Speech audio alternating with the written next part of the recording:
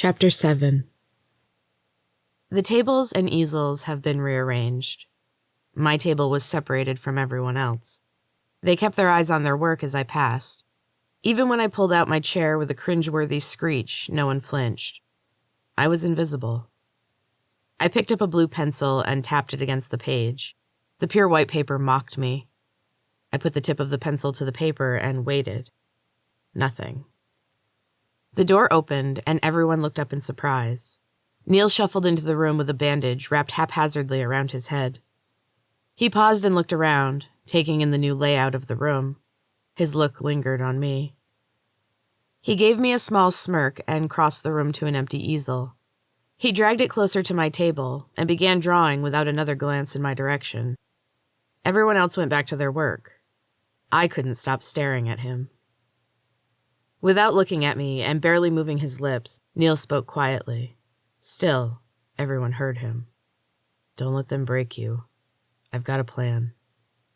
His words sent a shockwave through the room. Everyone felt it.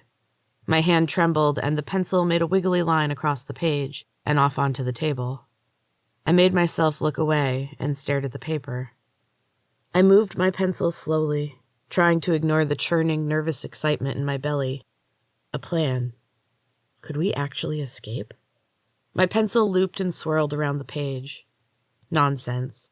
I couldn't find my groove. I filled the page with blue, then switched to a bright pink. It didn't mean anything. There was a strange smell in the room. It was faint at first, but it was getting stronger. It wasn't unpleasant, just strange. The room took on a hazy, pink hue. Everyone had noticed it by now. They looked around the room. No one looked at me, though, except Neil. When I finally turned my head, he was staring at me. His eyes were wide with fear. "Gas," he said, and he collapsed. The boy with the glasses dropped next. I jumped to my feet as the door opened, and Cal stood framed in the doorway. Then I fell into the darkness. When I woke up, I was back in my room. The golden ball was barely there, and the room was dimly lit. I sat up too fast, and a circle of pain exploded around my head. I grabbed my temples and leaned over, resting my forehead on my knees. The pain slowly subsided to a dull throbbing. I lifted my head and looked around the room. Everything was the same as before. I stretched my arms overhead, and my back made a series of popping sounds. My body ached. I swung my legs over the side of the bed and stood up shakily. My feet felt like I was standing on a bed of nails. How long had I been lying there? I didn't have much time to ponder this. The door opened moments later, and Cal entered the room. He looked the same as the last time I'd seen him, standing in the doorway of the art therapy room as it filled with gas. He wore the same stern expression, the same white lab coat. The woman in white was with him. She was holding her tablet and tapping intently at the screen. Her smile looked a little more natural, happier. It made me nervous. "Hello, Jane," Cal said in a low, even voice. "It's time for your examination." He removed a packet from his pocket and unrolled it. Every little black pouch held a different shiny silver tool, each one more terrifying, and all of them sharp. Everything looked really sharp. "Wait, what?" The woman in white slapped me so quickly I didn't have time to react. She hit me hard and I lost balance. I stumbled and landed in a heap at Cal's feet.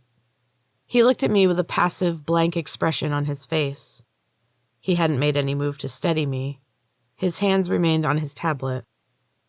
"Get up, Jane," the woman in white said in her bland, professional tone. "It's time for your examination." Her face was expressionless, except for her eyes. There was rage there. The slap was proof of that.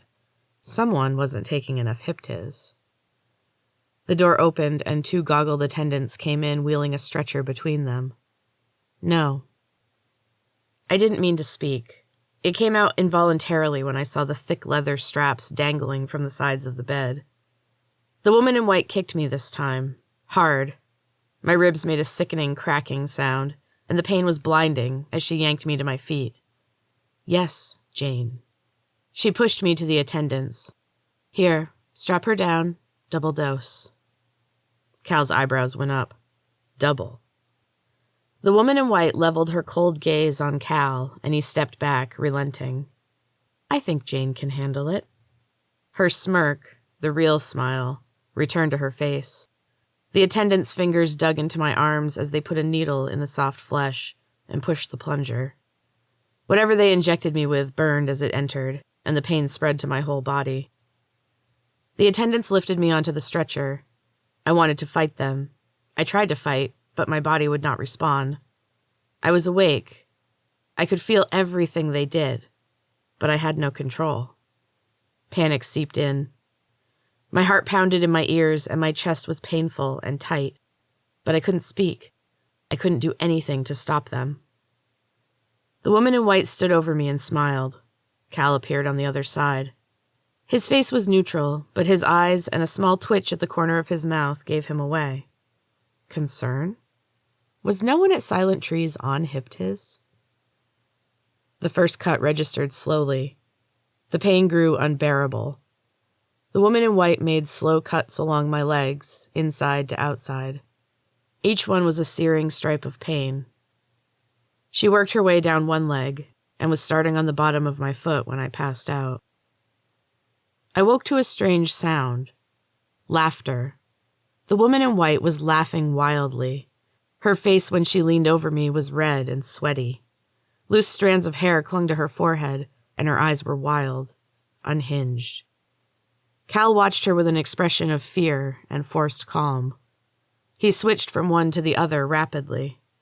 His face was pale and tinged with green. He glanced in my direction. Our eyes met and he turned away. He turned on his tablet and tapped a series of buttons. He did not look at me again. The second foot sent me back into blissful unconsciousness. When I woke, the attendants were washing me with a soothing liquid that smelled sweet and mildly antiseptic. The woman in white and Cal were gone.